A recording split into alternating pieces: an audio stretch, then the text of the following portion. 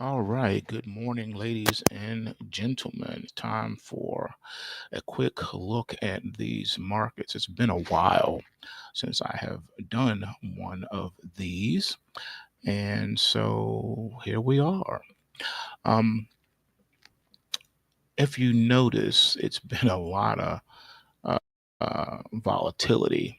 It's been a lot of, and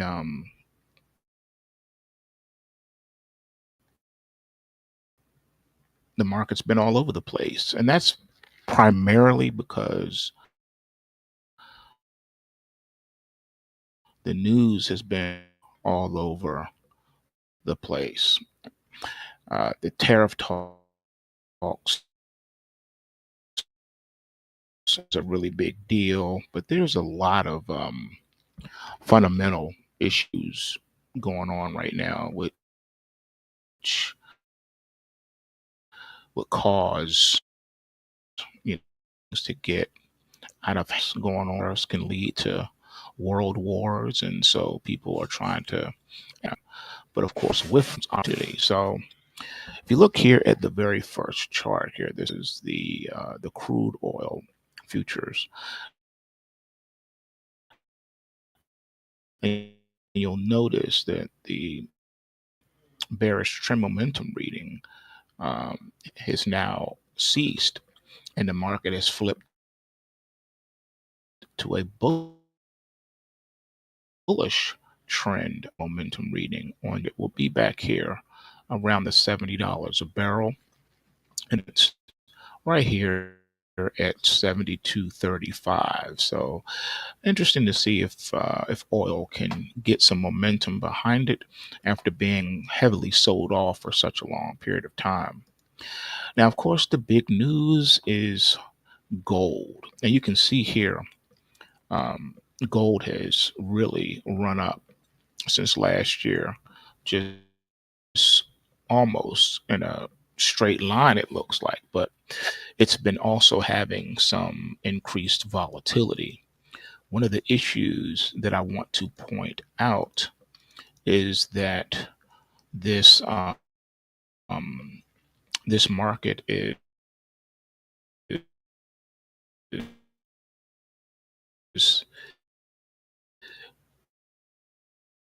the fear gauge.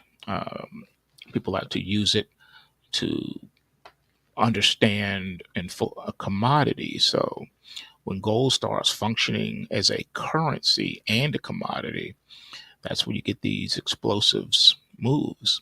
Now, there's been little teeny movements around here too, but we've had an increase in volatility ever since the announcement was made about the tariffs going into effect this week. So a lot of back and forth. So we expect that until the situation resolves itself with the economy of these tariffs, you won't see this volatility go down anytime soon. Um,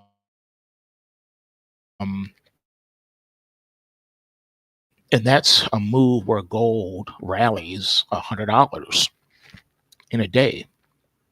We've had several instances in the past where crude oil would move down a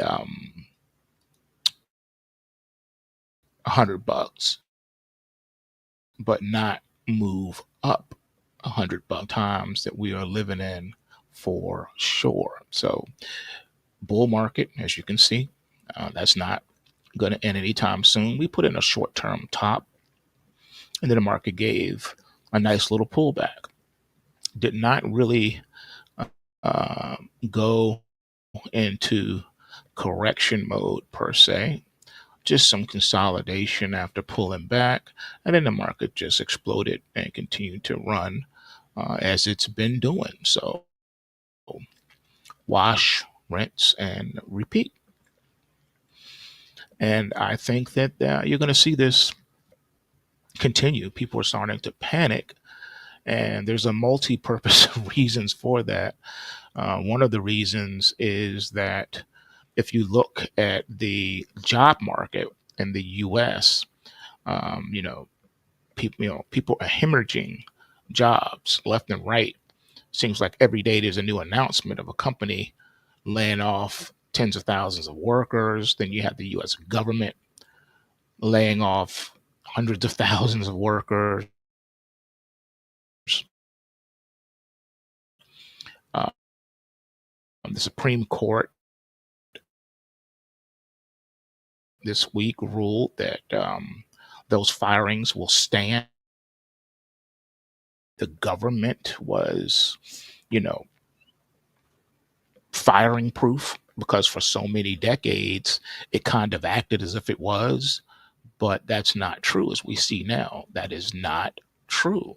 You can be fired. I guess a lot of the newer people, the younger people to the government, they didn't know anything about the 90s because they weren't there. So they were, if they were old enough, those who are old enough remember when Clinton was in office and there was a massive overhaul in the federal bureaucracy where they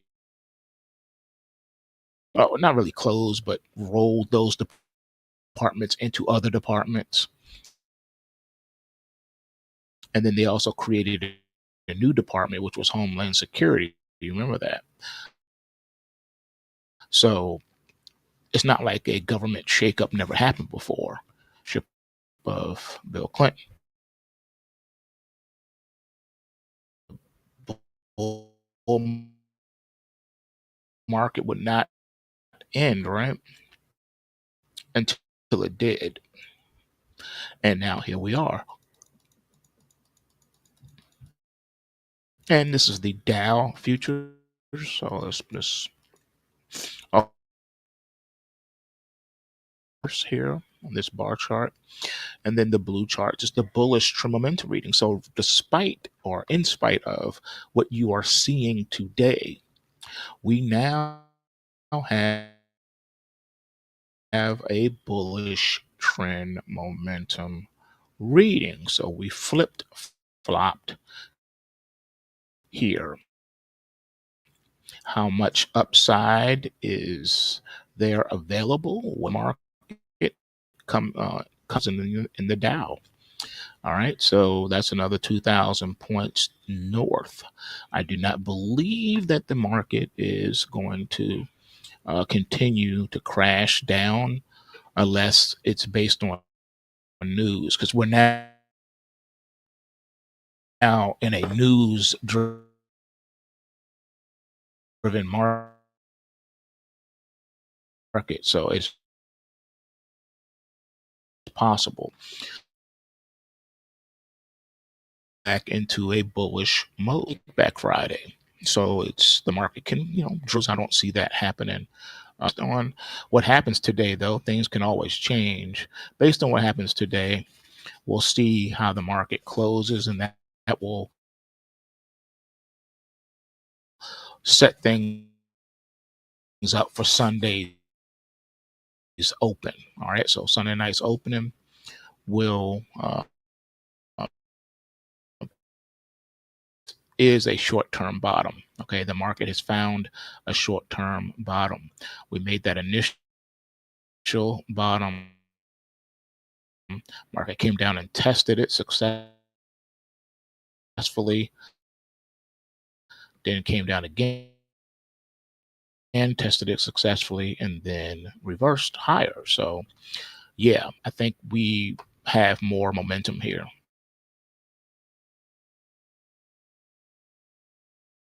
All of these.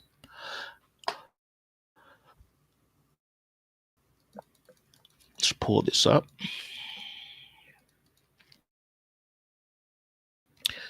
Even though the Russell, which has been the weakest, has also put in a short-term bottom. Now, the only difference being that out of all of the stock indices, the Russell is the only one that officially entered into a bear market as far as the algo charts go. All right, not talking about, well, a bear market is 20% from, fall from the top. No, I don't use those criteria. This right here, let's bottom put in here as well. Again, unless something happens. Yes, I understand you've crossed into bear market on the algo chart, but you've also switched from a bearish trend momentum reading to a bullish trend momentum reading. And you know what happens in that. Remember, the biggest moves in history always happen under the auspices we saw. Expect this to continue. Now, here's the S&P 500. And again, you can see we're moving in tandem. All right. Not saying that selling pressure is going anywhere. I'm just saying I don't see us putting in, or should I say, taking out the support low at this time. You can make an argument that the market is hitting some resistance, but I would say the algo charts are saying nope, we have not. The only way you would know is if we flip back from the bullish trend momentum reading back to a bearish trend momentum reading, which we have not. You still bars. No longer do you see the orange/red bars, right? So yeah, that's where we are right now. All right, we flipped from a bearish bias to a bullish one. All right, here's your NASDAQ 100. Again, we have a long way to go before you start saying overbought. The technical bounce off these lows is pretty decent. Now, your first target of resistance will be at 20,093 for your NASDAQ 100, and then followed by 2561, 22,330 level. So you still have 1, 2, 3 levels to overcome before you can even challenge this. All right, days away. At it. The week here is silver on the other hand, and it's trying to keep up the pace with gold, but it is struggling badly to do so. So here's what we got. We had the bearish trend momentum reading. You now switch to a bullish trend momentum reading. And this market, it's been here before. It's like it's allergic to hitting 33 attack or something. Back here, you spiked it. Back here, you tried to maintain it. Then it actually popped to the 35 handle and then just said, okay, that's too much. I can't handle it anymore. So silver is acting not as a precious. It's not even acting like a currency like gold is right now. It's just acting like a commodity. So it is not keeping pace with gold, and it probably won't at this point. I know it's weird, but hey, I just bring you the news. I don't control the news.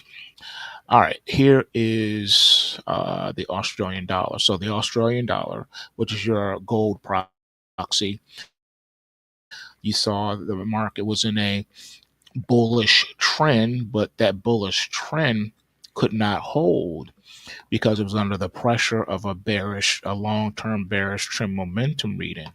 So all rallies were sold, and then the market just absolutely just broke like it never looked back. Now you're in a bear market environment, that can happen, folks. Yeah, you can have a trend momentum reading and it not really follow through for a period of time before it actually does. So the trend momentum readings are still one of the most powerful tools in the arsenal. So now you've turned bullish on your Aussie here, and we'll see how this market moves and closes today. But all things being equal, I think it's gunning for the 64 handle here. All right. Now that 64 handle is oscillated between like 64 and like 61, something like that, 62-ish. Now it just broke down hard. The tariff announcements going into effect on the 9th really affected global markets as a whole, as you can see here. All right, so now you got the bullish trend momentum reading. So we'll see how much energy the market can give. Can it get back up to where it was to challenge the 64, or just going to be more of a longer term sideways type of a market where the parabolic bar acts as your um, consolidation range. All right. And the longer or wider the bar, the longer the period of consolidation. All right. So this could also be the issue moving forward. Now, looking at the pound sterling didn't hold the bear market too long before getting a pretty powerful bear market rally. Didn't change the trend momentum readings, but the counter trend trade was in full effect. It temporarily topped itself out, and now it's trying to run back up again, and you crossed into a bull market. So this bear market correction has become powerful enough to turn into a bull market. So now bullish trend momentum reading once you get that confident week. All right. So in order to really give it some legs, looking at your euro. All right. So the euro is still in a bear market, but a monster of a bear market rally, and you still have the bearish trend momentum reading as well. But guess what? You've crossed the bull market phase now. So the only thing that's missing here as well is your bullish trend momentum reading. So will we get it? That is the question. All right. So we're going to be watching for this. These are some very interesting. Yeah, I've been having some a lot of technical issues and things like that. So that's why I've been gone for so long. That and varying a lot of the that, but my internet connection has been just really crazy. So I haven't been able to try to do some as much as I can. But this is why you need to subscribe to the reports if you haven't already. You can go to pulsewavetrading.com to do that and do these videos and put out content.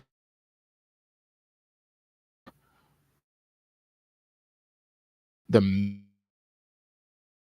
main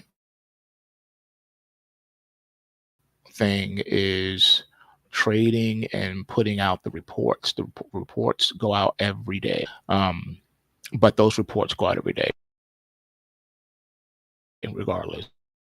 So if you don't um, content to put out, I'm definitely either busy trading or working on the reports, and those reports are continuing. Like and subscribe and share the videos, and to all of my pulse wavers out there, keep doing what you're doing. Remember, slow and steady wins the race. All right, and I believe that you're about to witness the greatest comeback of a lifetime. What you think, stick to the system and the reports, follow the rules, don't deviate from them, no matter what you think. All right, you have to average things out over the long term. So just hang in there, keep trading, and once a monster, monster rally. Now, with that said, there's still the strong possibility of another parabolic down bar, because we are in a news cycle driven environment right now. The technicals do matter, but we are in a news cycle driven environment. So that means that at any moment, breaking news can come out and just jam everybody up. All right. So, of that, um, the news doesn't have to be real, it can be fake news, like we had the other day. That fake news report that came out and made the markets reverse sharply, and then it was fake. So then the market, so like I said, I'll continue to do, hasn't been right since. So I get these out when I can, but me. All right. So with that being said, man, you guys have a great rest of your day. Enjoy your weekend, and look out for the reports on Sunday, because 6 p.m. on Sunday evening should be an interesting open markets. We should start to see some normalization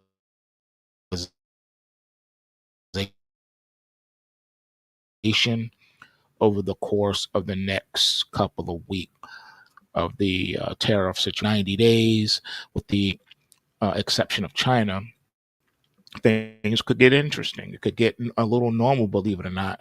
I know there's still volatility because of China and what they produce and what they export, but